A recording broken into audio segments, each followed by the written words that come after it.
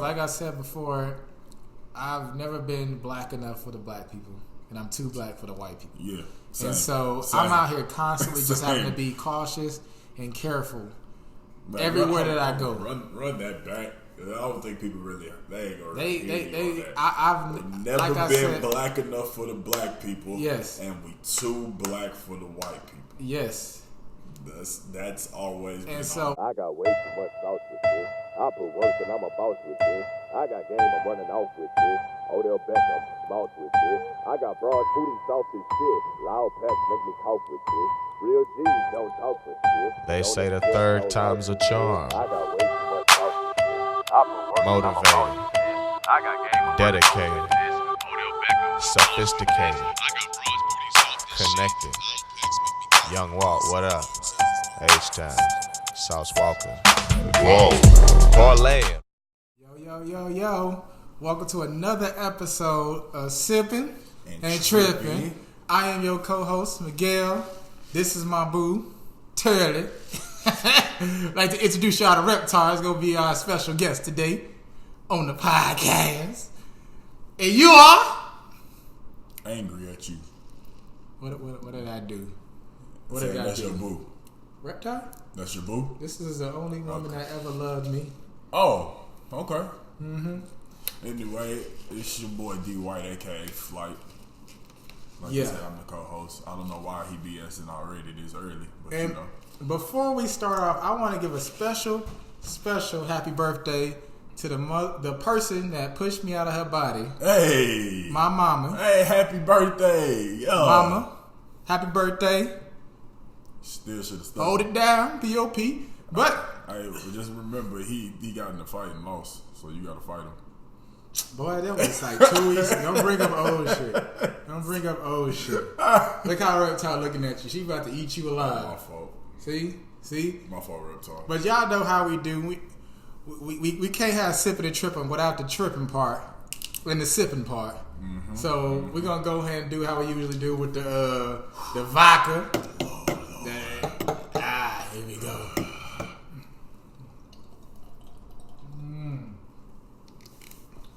Lord. I'll never get used to the vodka, boy. All right, well, while you tell them what you sipping on, I'm going to have to put Reptar back in our cage. Oh, Lord. There you go from now. Y'all excuse me, but I got this, I can't get this taste out of my mouth, but you as always got the Crown and Coke, the OG drink for you, boy. Yeah, and I'm sipping on a little Cayman Jack margarita. I'll be sipping on that, too. Depends on if I finish this. Okay. Well, today, you know what I feel like talking about, Mr. White? What's going on, brother? Have you heard about that trial that just closed out this past week? That Botham Jean? Yeah, Botham. Botham? The juror called him Bo, like they was boys. But yeah, Botham Jean. Oh. Yeah. You didn't know that? Oh. He was like, yeah, I didn't think Bo would have liked that. No, but that's a later topic. Oh my God. But man, first of all, if you don't know about it, it's about the cop who mistakenly walked into the wrong apartment and shot an innocent black man while he was eating ice cream in his underwear. Dang. Sad. That's sad, yo. I'm still tripping on the fact that how can you, like, you've been living at your spot. You go to that same spot every day, every night. And all of a sudden, you decide to go into somebody else's spot and think that is yours, and that is supposed to be justification as to why you took an innocent life. Correct. I don't get it, brother. She also said she feared for her life. Okay, so how you fear for your life, but you the one going into somebody else's apartment? Like, it don't make sense to me. It goes back to what we said a few weeks ago. No matter what the narrative is, we always fit it.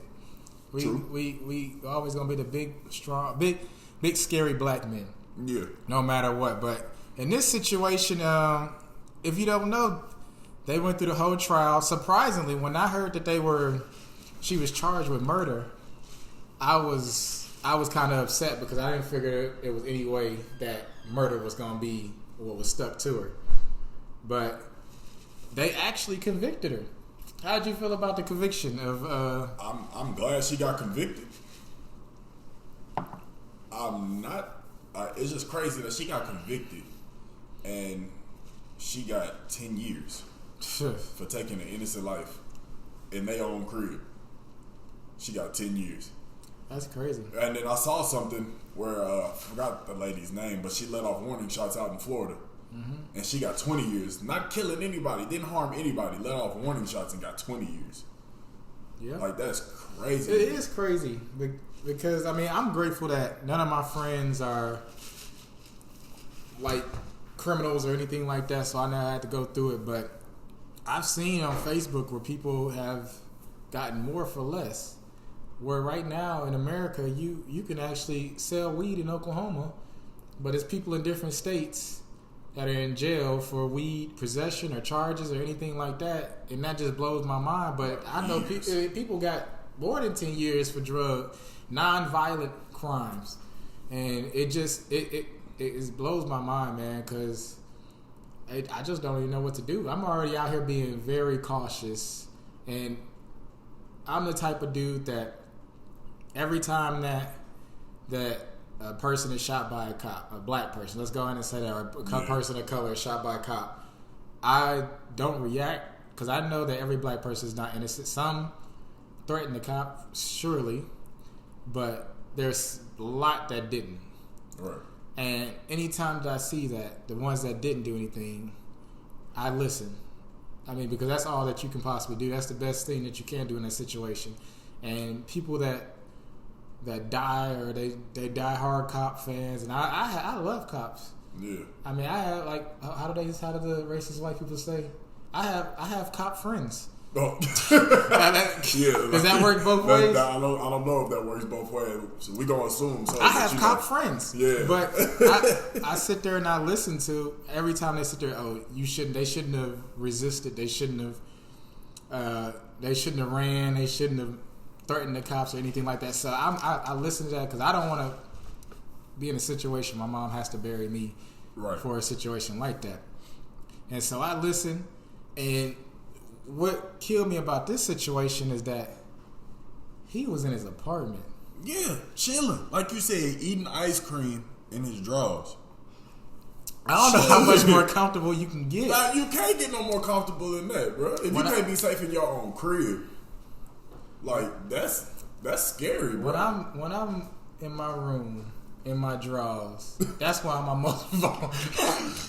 I'm the most vulnerable I can possibly be. That means that I'm comfortable in my body, comfortable in my surroundings. That means I am comfortable in my drawers, my tighties. And so the fact that she just walked in there, and then the defense was she feared for her life, and so she had to shoot him, is what blows my mind. Is that, how do you fear a spoon? I'm going to just say my favorite ice cream, some butter pecan, bro, in a bowl. And the man in his drawers. In his drawers. You clearly see he ain't armed for no action. He's sitting there watching TV, enjoying his time off from work. Like, I don't, like, and the crazy thing is that I feel like she used that excuse because she was white. Yeah. She really felt like her saying that was going to get her off. Like, at max, she thought she was getting was probation. Yeah. I definitely, it goes all the way back to the Emmett Till, to the lady that just recently admitted that she kind of fabricated her story. Oh, that, my gosh. It goes back to, I mean, you tell the masses that a black man threatened you and you're a white woman, I mean, they're going to side with you. It's a shame, but that's how it is. Like, no evidence really needed for it. It's a damn shame, bro. I just don't get it. Did you see that she had text messages? Like, they pulled text messages saying that it was kind of saying, like, basically saying that she was racist. Yeah, I've seen some. She said it was like, yo, it's 5 black guys here, but like, I'm not racist, but damn. That's like, the thing. What? Like, you gotta say, like, you be like, hey, I'm not racist. The next thing that come out your mouth is gonna be some racist. Yes, anytime. like, no, like, I'm about to sit there and say, no offense, but Devin, your yellow shirt is ugly than motherfucker. I mean, I'm about to offend you. Yeah, bro. Like, that is the key to racism. You know you about to say something racist. If you say, I'm not racist, I mean, you are. Just like you said, oh, I got black friends. There's no need to say that you're not racist if you know you're not. And before we move on to the white people that listen to this, the fact that you sit there and say you have black friends does not take away that you're racist. All that means is that you found a black person that is willing to put up with your bullshit. If I'm being 100% real, you find out you found the one. But you know how black people say, I'm not that one. You found the one that sit there and listen to you call them out their name, call them the N-word, be derogatory, all this other type of stuff. You just found the one. And I just wanted to say that because people use that all the time. Oh, I have black friends. What does that mean? That means absolutely nothing. No, I never knew what that means. It's like, you don't have to say that. Like, you don't have to put the black friends in there. You don't. You got friends. It's simple as that. You got friends. That's exactly what it is. That's it. I'm not going to go around and be like, I got white friends. Like, no, I have friends. It don't matter the color. I have friends. I never understood that. And hearing that, it make my skin crawl for some reason.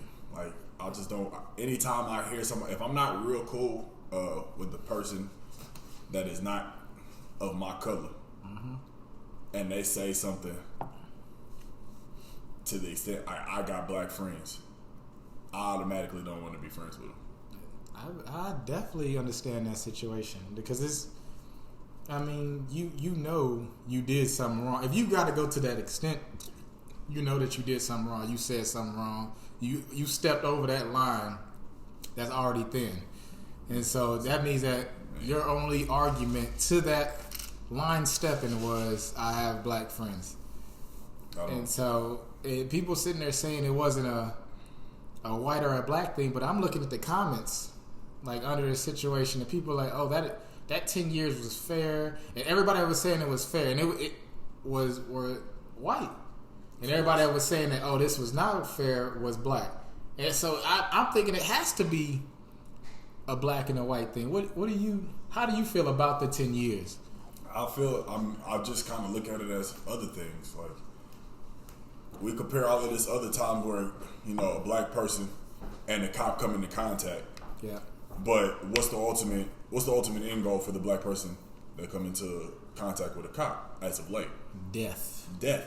So you mean to tell me that this man died and the only thing she gets, like, there's cops out there that are free, like, still working, or they just got let go. And so, of course, you feel like that person's supposed to be hurt, okay, because they ain't getting no money from y'all? They can just go and get another job. But you mean to tell me the one time we can convict the cop, we can convict the cop, she only gets 10 years for taking an innocent man's life?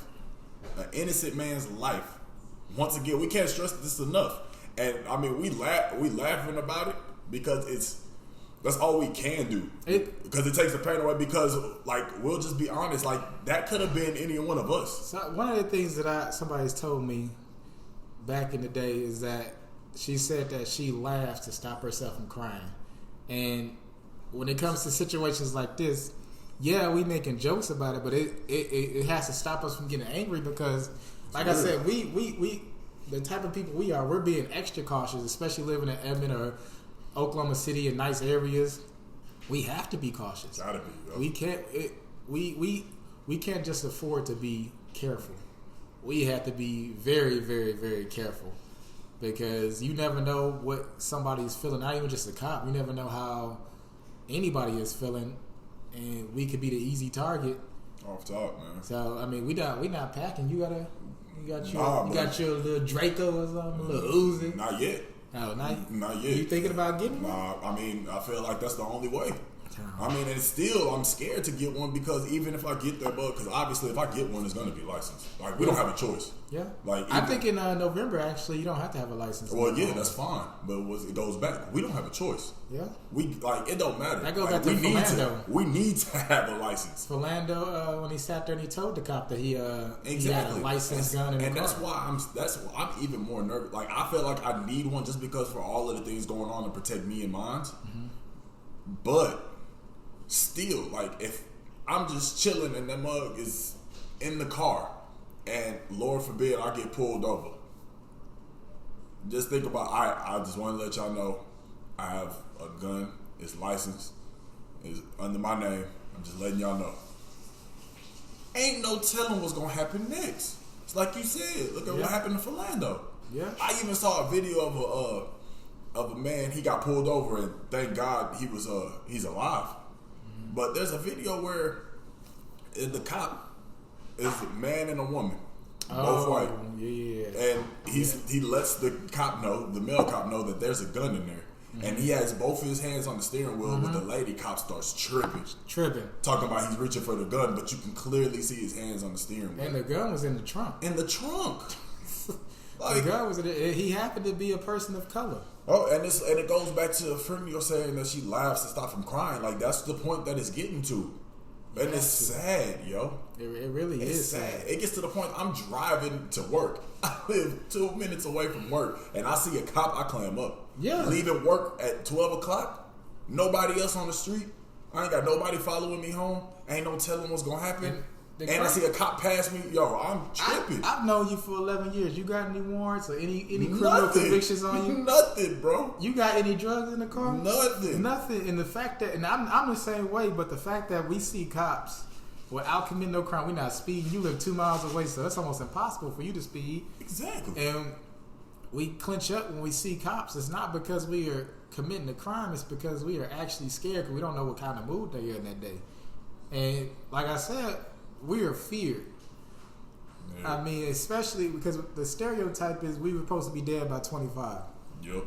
Especially growing up in the hood. I grew up in Detroit. I had a person on Friday said, "Oh, Detroit is 85% black." Like, just saying how dangerous it was. I'm like, off top. Just because it's 85% black is automatically dangerous. Like, that 85% could be anywhere in Detroit. It could not even be in a bad part of Detroit. That don't make sense. It doesn't make sense, but yeah, I mean, I'm about to be 30, December 26. I just want to say it. I just want to say we owe some gifts, anything. But I beat the odds. Growing up in Detroit, I lived in Detroit for 10 years. Moving to Texas, now I didn't even see my first gun that wasn't on the cop until I moved to Texas. Yeah. I didn't know what marijuana was until I moved to Texas. And they sit there and they put they count us out. Yeah, they off top. They count us out. And they count us out not because of where we live, not because of any type of convictions or stuff that our parents may have had or anybody in our family had. They literally do it off the color of our skin. Like, it's sad. And you know what's even sadder is that it's really people that are, there's really like white people out there that really just think that we playing. Like, they really like, oh, it's not that bad. Like, a lot they of don't people, they don't understand there is privilege out there. They don't understand because they're receiving it. You got something to do, but I get the bad looks when I'm in the store. I see women clutch their purses.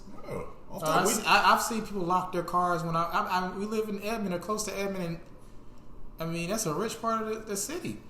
I mean, I see them lock their cars, and it's just like I can't sit there and react to it because then once I get angry, that gives them a right to pull out their guns and try to gun me down.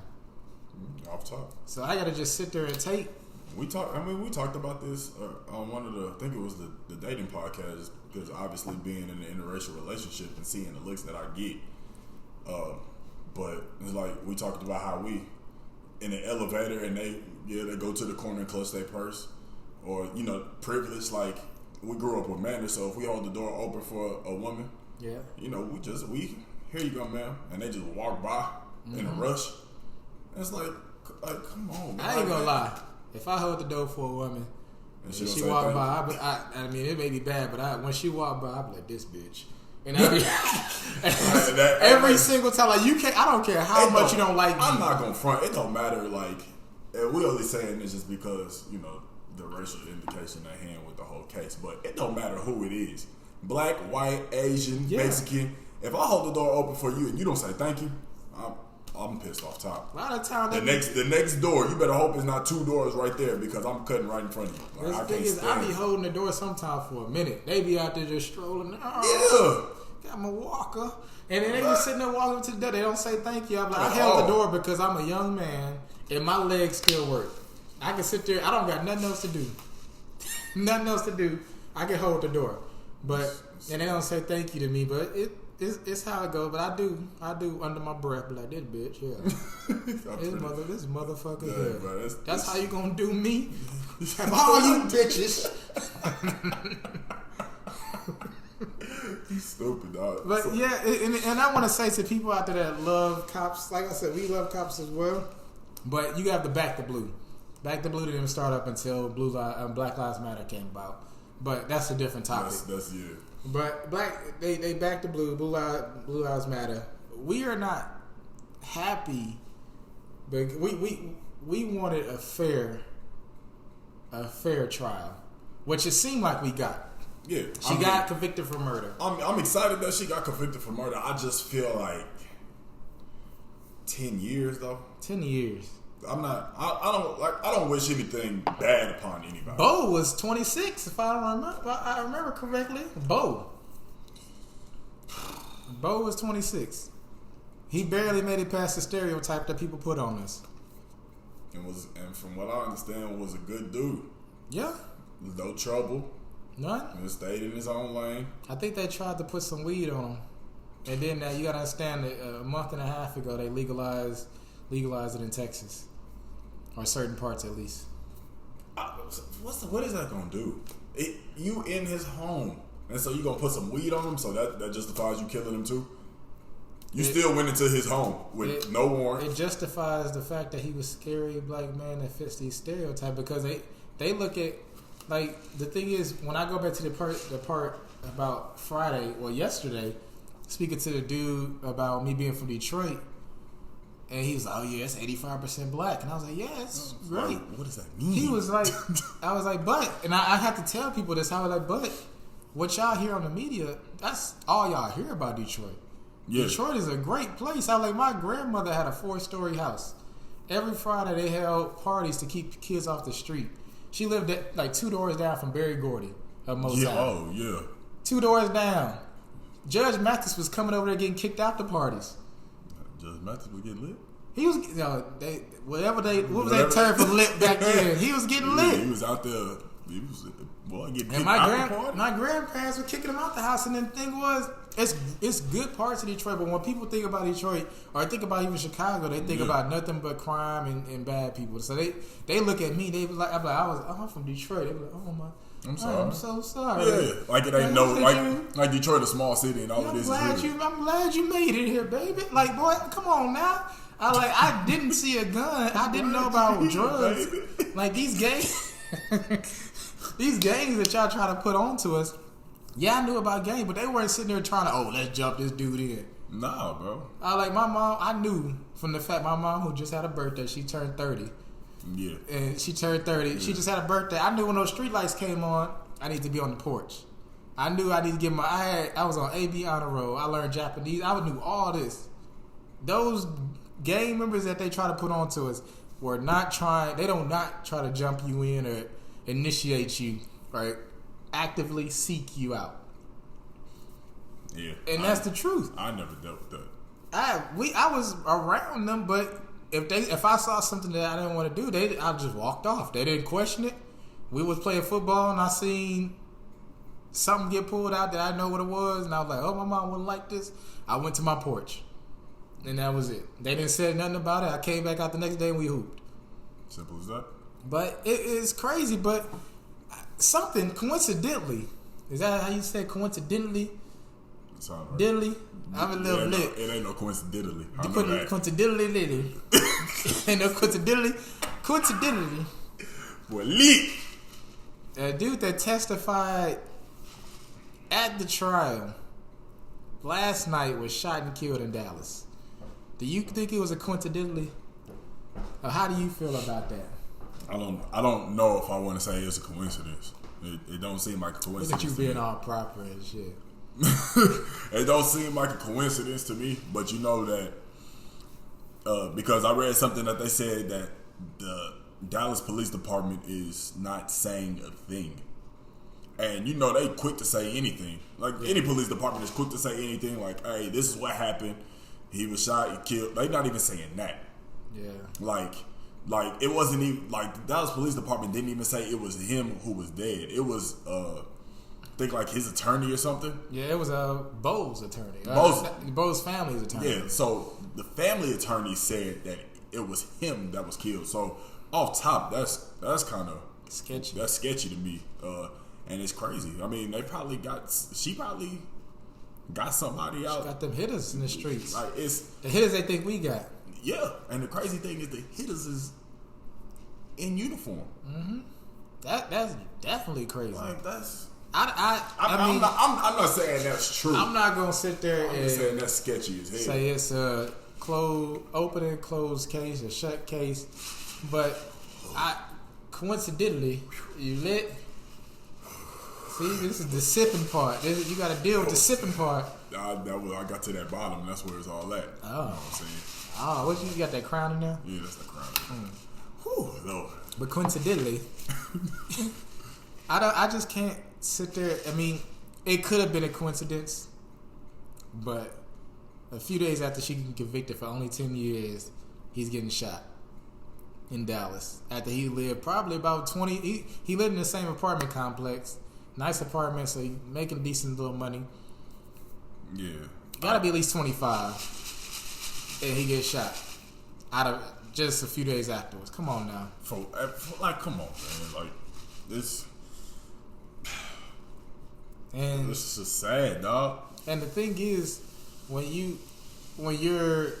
something happens in the hoods that we grow up in, cops are always angry because nobody is snitching. It's because a lot of them don't trust them. But if you think about it, was her name Amber? Is that her name? Guyer. Yeah, when she sat there and she killed this dude in his apartment, she was free for the next 4 days. We knew she killed him in his apartment. They tampered with the scene. They got everything done. They called it the Texas Rangers. Like everything else happened before she actually turned herself in and got out. And then that was literally a year ago. Yeah. And we just not having the case. Yeah, we talk about privilege. How, even if it's not white privilege, that's a different privilege that we will never be able to experience. Ever. Like, yeah. Ever. The only privilege I've experienced was just having a good family. Yeah. And outside of family, I can agree with that. When it comes to life, nah. This person get away with stuff, I don't. Like, it's crazy. It's crazy. I can't believe it. But so, which brings me, and as we talk about it, it's just obviously we see in the photo that's viral of Bo's brother giving Amber a hug. I don't know how I feel about it. I'm guessing you want to know how I feel. I want to know how you feel. Let me say this, because we spoke about depression a few weeks ago, and one of the things I had to do was get over my grudges. And I haven't spoke to Bo's brother. We call him Bo. Like we know him. Yeah, just because of the juror called him Bo. Yeah. Botham. Is that how you say it? That's a powerful name. That is a very powerful name. I wouldn't be surprised if I hear that on Black Panther 2. Come on, they put Botham on. That's a powerful name. Nah, that is a very powerful name. You know, he was, yeah. You know, he was destined for greatness with that name. It was. He had to be. But when I seen the hug, because one of the things that I have to do is I cannot hold a grudge against anybody. Right. And so if you sat there and you kicked me in my knee that I hurt this morning hooping, dropping 30 and 10, if you kicked me in his knee, even though you already know it's hurt, I can't sit there and be mad at you because I can't hold any more weight on my shoulders.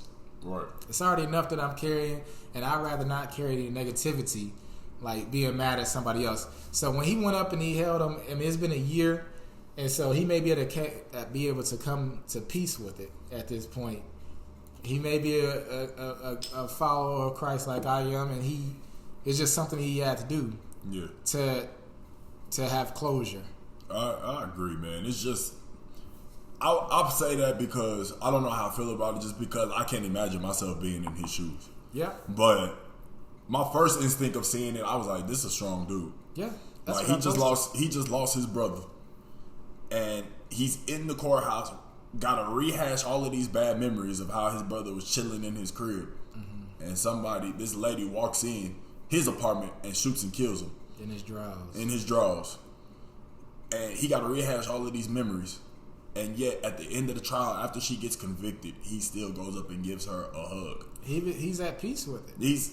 Yeah. I mean, ain't no telling. Like, he definitely is a follower of Christ. He definitely is. And by all means, I will applaud him for doing that strong gesture. He's definitely stronger than me because ain't no telling. I don't have any siblings outside of step siblings, any siblings by blood, but obviously, like, if you or one of the 215 homies, any of my brothers back in Houston,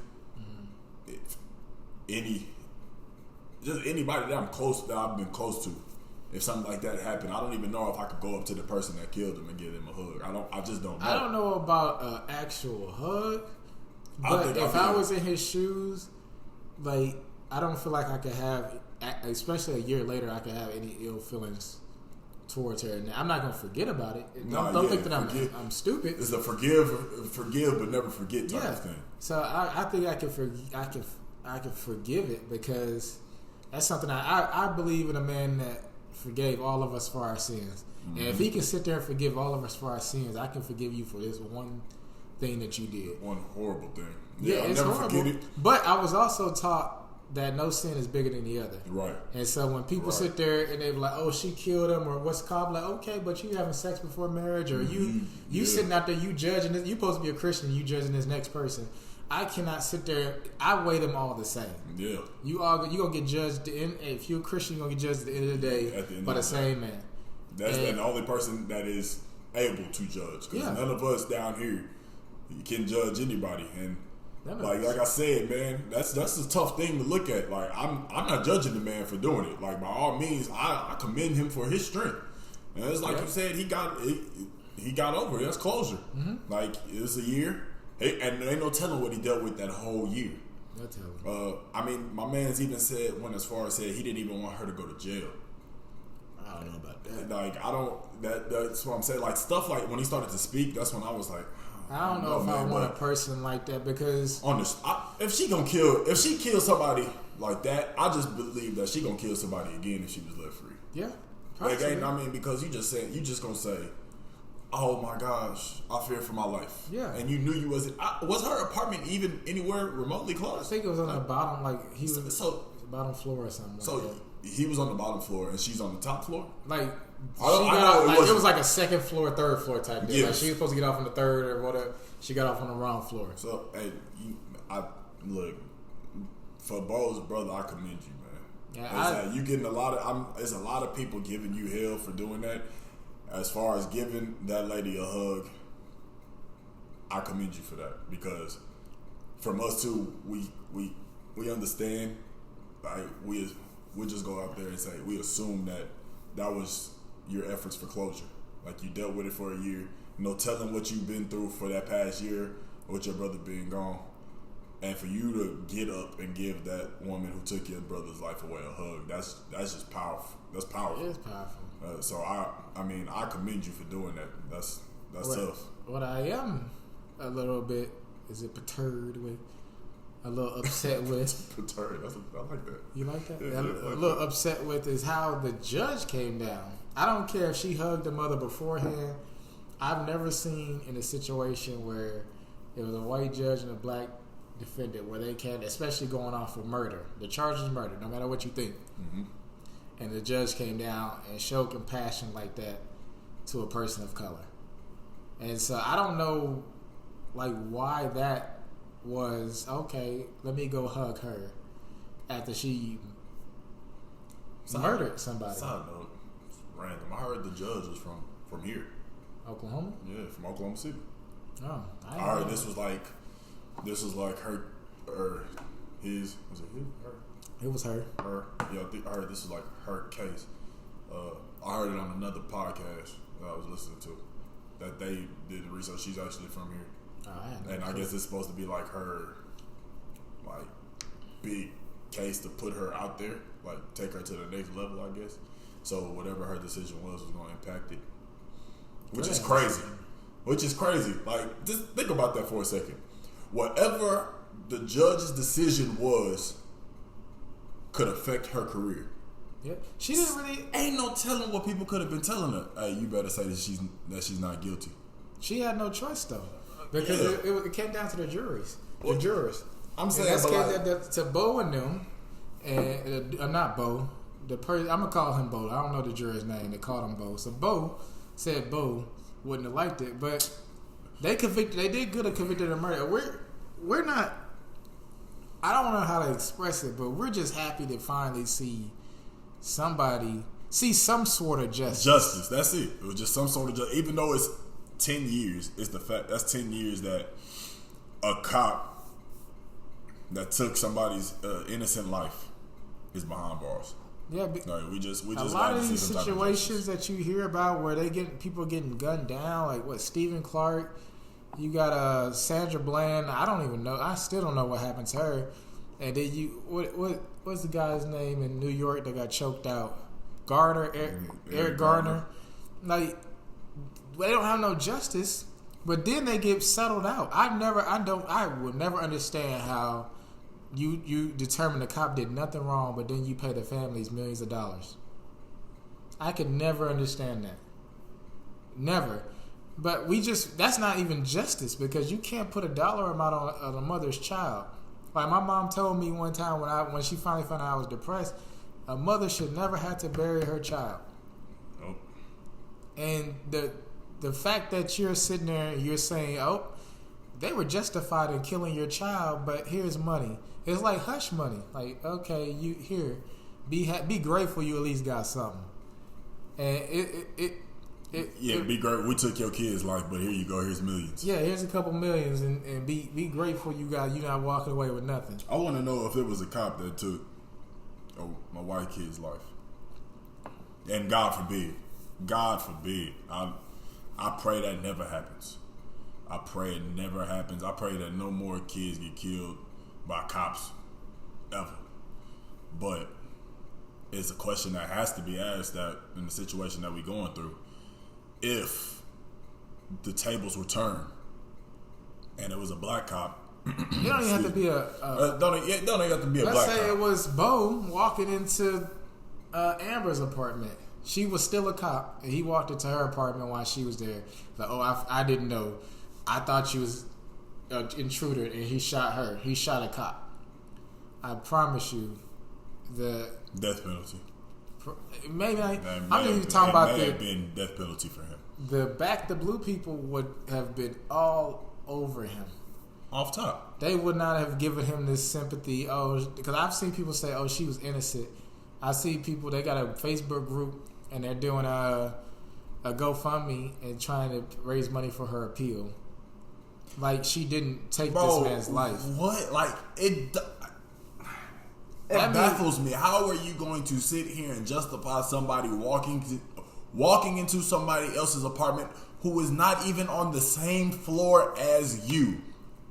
And she was sexting. Out here trying to get some... They said she was too tired, but you not too tired. You sitting in that pussy. Man, I'm too tired. I'm going to sit here and look like... I'm going to be scared that I'm going to get shot. I'm going to be real with you right now, Devin. I'm going to break it real down with you. I'm going to be real bold. I'm going to be real bold right now. And I'm really going to be bold. But you know I go to sleep early. Mm-hmm. There's been times that I'm about to go to sleep, and then I got that picture. Boop, boop. Hold on. I woke the hell up. No, hey, no. Added 30 minutes to my awake time. There is no way you were sexting and you were that tired. Nah, yeah, I can't see it. I can't see it either. I can't see it at all. Ain't no way especially if I'm receiving something. If I'm receiving a pic from a little tenderoni, little tenderoni. I mean, I'm gonna stay up because I usually stop talking to people around a certain time at night. But you send me, you like, whoop, whoop, that gets my attention. Mama, tune out. Yeah. I but that gets my attention.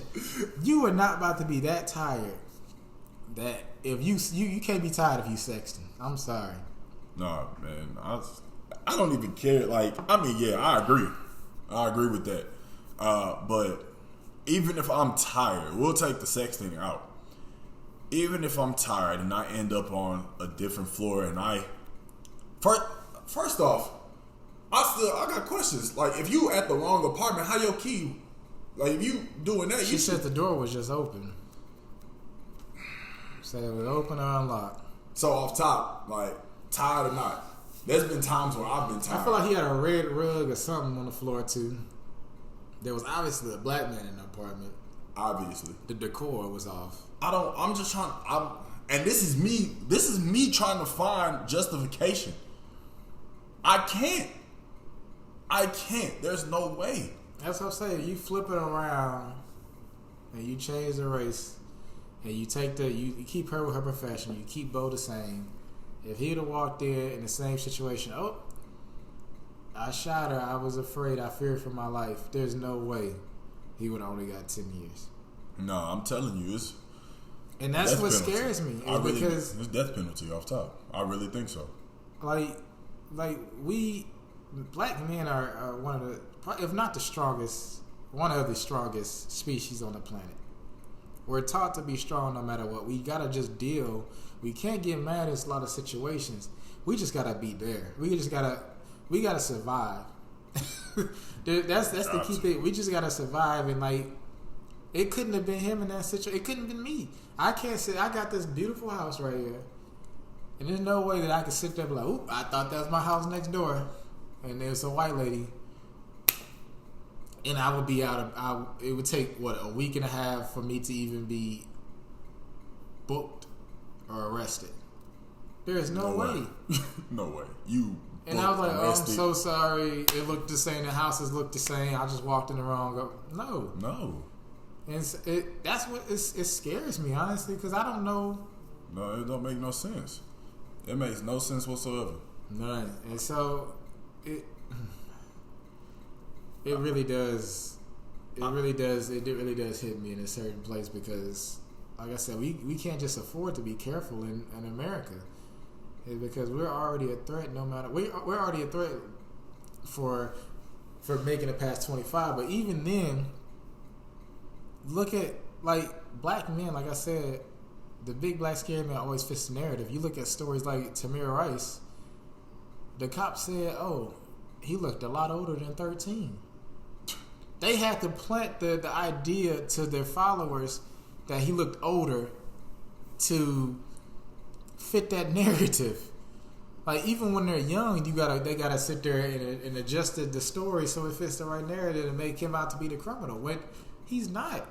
He was in Walmart with a toy gun. We went to Walmart in 2010, rode on tricycles, throwing dodgeballs, sitting on display couches, taking pictures on pogo sticks. Man. Not trying to hurt nobody, but if a cop would have came around, we probably would have been dead too, because we looked like we fit the narrative, we fit the description. Like what did Jay Horn said? He said I fit the description. It's on a Better Life. I can't remember the narrative. I can't remember it. We're gonna have to do it first and play a little snippet of that part when you find it. I hope it's Better Life. I think I know what you're talking about. But he's whatever everything he's speaking. It's different. It's different. And I'm gonna sit there and I'm gonna fast forward to his part. Yeah. Oh, hold on.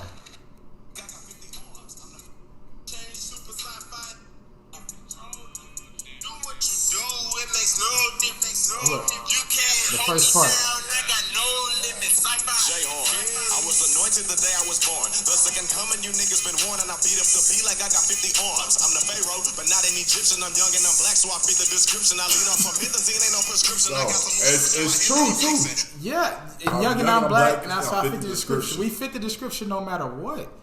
Like, no matter what the description is. I've seen stories where, like, black people were arrested or shot, and it wasn't even a black person that committed the crime.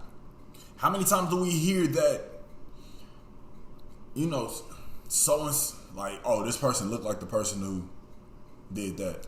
We look like it, like, no matter what. Look like it. It goes back to our... That gets on my nerves, too. All black people look like... Shut up. I've had people like... I joke about it on the court. Bro. They be like, oh, I got Miguel. I be like, we not even on T. Like, we on T. What are you doing? But look, there's been times where I've been mistaken. There's been times where you've been mistaken for people that don't even look remotely like us. Yeah, it's a lot of times. It happens literally. I play ball. I'm out, and it happens at least once a month where people are like, "Oh, Miguel, hey, come here. You're on my team." I'm like, "All right, let me go over there," and then be like, "Oh no, we meant Ashanti." Like, boy, like what? I'm 5'11". He 5'5". Come on now. That don't make no sense. Like, give me a break. And like, make no sense. And to a lot of people, we do look the same. It goes, like, I don't even remember if you were there, but I think it was 2009. We were sitting in front of the pavilion, and we were just sitting there. It was like 4 or 5 black people, one white person behind us, and we had OC security. It was a group of white people. One of the people in that group said, "Fuck the police." And then they literally came over to us. And everybody, like, security just came out of nowhere and around the black people with the one white person. And they sat there and said, "What did y'all just say?" He was like, "What do you?" No, that was them. No, we heard y'all say it. And then the crazy part, what they did was, and this was at college, our first or second year, they was like, you. They pointed at the white dude in the group. They said, "You can leave." I remember the story. I was not around for it. They were like, "You can leave," and we were like, "What are you talking about?" He was like, "I'm not gonna leave. These are my boys." I don't know what he was doing. I'm not even going. Is this who I think it is? This is exactly who you think it is. He was like, "I'm not gonna leave. This is my boys." But the fact is, they sat there. They went past the people who actually committed the offense to us that were just chilling out there, and then they pointed out the one person that looked like the people that committed the offense and told him he was relieved of his duties, and we were the ones supposed to get in trouble. Yeah, I mean, it goes back. We young and we black, so we fit the description. And I'm gonna go ahead and echo on what Horn said on that song. Remember, I go back, and once again, I said this earlier. My first day on OC campus. Well, excuse me, like my second day. I'm walking across the campus to go to the gym and get my workout in. And it's hot. You know, summers in Oklahoma is hot. Yeah. So I got my fitted on. I had a white beater on. It was fresh. Jet down to the T. I had my white beater on. I had some hooping shorts on, and I had my J's on, and my backpack on with my basketball shoes. And I'm beelining to the gym with my headphones in, and I'm paying nobody attention. Fitted on, like I'm ready to get this workout in. You know, college player. I'm locked in already. And as I'm walking, there's a pavilion, and I see a group of white people right there. And, you know, I'm minding my business. I go and get my workout, go back. And fast forward a week later, them Dry Gulch days. Yeah. We go to Dry Gulch, and I'm up there, and I'm talking to my teammate who was one of the little crew leaders at the freshman orientation. Shout out to Jason Taylor. I was talking to him, and this group of people that I remember seeing, they came up to me and talked to me. And, you know, after Jason went his way, I went mine. They circled back around and saw me, and they was like, "Hey man, so yeah, we didn't know that you was playing varsity ball." I was like, "Yeah." I was like, "I didn't know there was anything other than that, but you know, yeah, I'm blessed to get that opportunity." Yeah. And he was like, "Yeah, man, we remember seeing you on campus, but we just thought, you know, we didn't think you was a player. You know, the first time we saw you, you know, we was kind of scared. We thought you was a thug." I know, that's crazy. Like, what? Like, it's always gonna stick with me. It's crazy because the thing is, the first time I saw you, I was sitting at the top of the stand. I just came from Texas. We both came from Texas. And I was sitting up there. They introduced you. This was during the same week. And I was like, I'm about to kill him in basketball. That's my first thought about seeing this dude was I'm going to kill him in basketball. We became friends like 2 days later. Yeah. I was like, I'm going to kill him. And they were introducing. I was like, this is a small school. I'm about to eat him alive. I was that cocky. And then the crazy part is over the next 2 or 3 years while I was at that school, I can't even count how many times people that don't look like me came up to me and said, man, I didn't even know you were this cool. But I'm like, what did you... It goes back to young and we black. So they have this narrative in their head that we are bad people because of the way that we look. We fit the description. And so when they finally came, like, we did group up. All black people sat there in the student center. We became... Not the students in the cast, really. Yeah. That whole back table. We did. We all came together and we became friends. And, like, you see the white people like, oh, man, those darks are cool. Like walking by there, like, those darks are cool. And then they'll sitting in there, they'll be sitting a little far away. They'll hear us over there doing our thing, but then they'll scoot a little closer. And scoot a little closer. And then they become friends with us and they realize that we're not sitting out there trying to rob you or kill you or anything like that. We're trying to get the same education you got. Exactly. We're trying to catch up to the privilege that you were blessed with. And we're just trying to get some of the opportunities that you have. And we're just trying to make it. I mean, that's why we're here. Most of us are here because we're just trying to make it. And so it just blows my mind like how many people sit there and really they come to us and be like, man, y'all are actually cool. Like with Daniel, one of our other friends, big black dude. Like I said, the first time I seen him, I was like, oh yeah, I'm going to kill him. Like basketball, I talked to a dude, I'm not going to say his name, but I hoop with him like a lot of times. He's like, man, when I first saw him, he had braids, had the do-rag on, he walked around the jersey, because he was a hooper. That's what we hooped, that's what we wore 90% of the time. And like literally, this was during the summer. He was like, man, when first time I saw Daniel, I was afraid of him. I was like, Daniel? Like, the big dude, like the big fluffy dude right there? And shout out D-Ray, man. That's one of the best dudes that you'll ever come across. He's one of the best dudes you'll ever come across. And it's crazy because people already stereotype him because he a big dude. Like, big, strong dude. And, I mean, if y'all been paying attention to our episodes, those that been listening in, those that are close to us, y'all know who D-Ray is. He's an educator. He's around kids all the time. This has been, I want to say, like 8 years. 8 years, but now he's dabbling to kids with special needs. and cares for them kids like it's his own. And those parents love him, but the thing is that once he leaves that school, when those parents don't know that he's actually a teacher, other people are probably afraid of him because they see him walking around. That's just something that we have to deal with daily. So we definitely are happy that there was finally a conviction in one of it. It shows us that there's hope that if I'm in a wrongful death type situation, that there may be some sort of justice for my mom. Because before, it just looked like, man, if I get shot by a cop, then that's it. I'm going to get blamed. They're going to pull up my record, which is going to be, they're going to probably pull up my Twitter. I don't even get on Twitter. They're going to be like, oh, he sat there and he liked this girl's booty pic 12 years ago. I'm like, I don't even get on Twitter. That's what they're going to have to pull up because I don't have anything. I have a ticket from, I think, 10 years ago. Yeah, man. And so they're going to have to pull it up. But we're just happy that it was finally some sort of justice for people that look like us.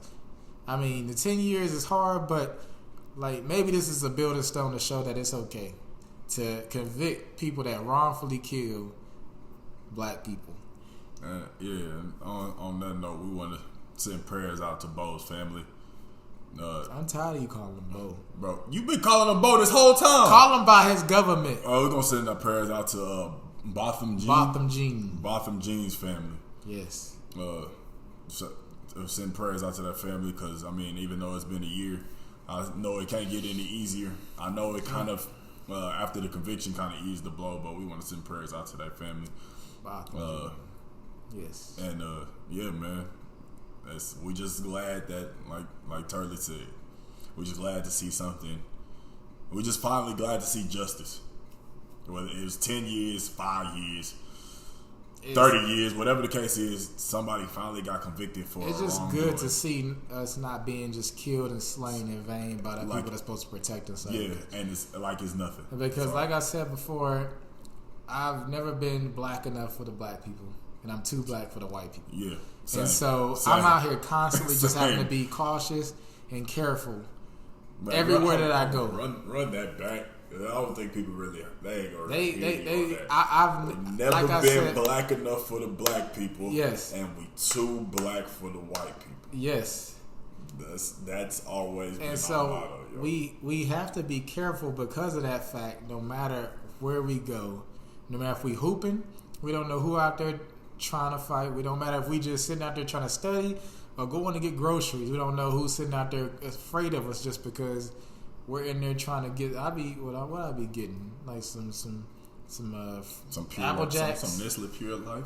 I do get my Pure Life. This is probably the best water that I've seen in Oklahoma. Your Nestle Pure Life. It's like $4. I mean, Nestle wants to give me a pack for free. Just imagine how I'm when I'm in Trader Joe's.